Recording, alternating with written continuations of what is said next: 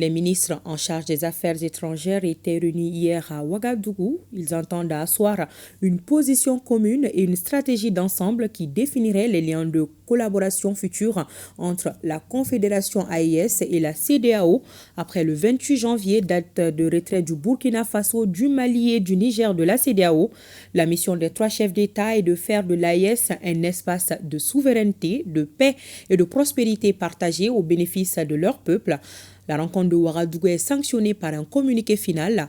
Le compte-rendu de nos confrères de la RTB, Adam Angouti et Issia Kanana. Après une journée d'intenses travaux, la réunion des ministres des Affaires étrangères de la Confédération des États du Sahel est sanctionnée par un communiqué final.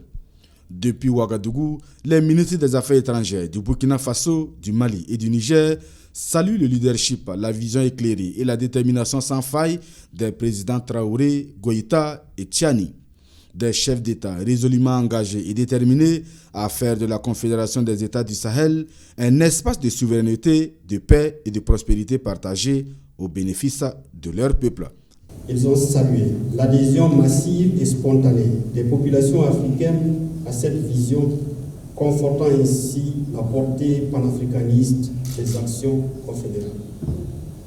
Les ministres ont eu une convergence de vues sur l'approche globale des futures négociations avec la CEDEAO dans l'intérêt supérieur des populations.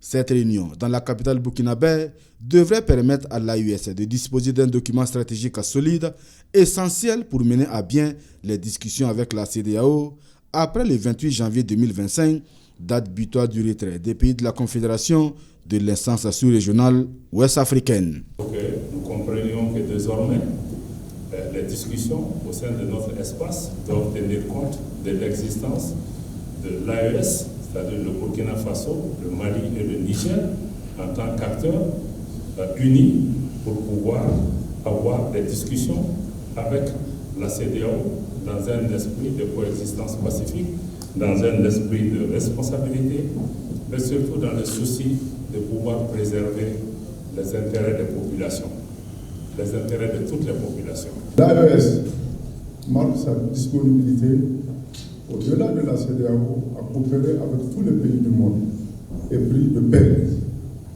épris de prospérité, dans le respect de notre souveraineté et dans le respect de la dignité de nos peuples.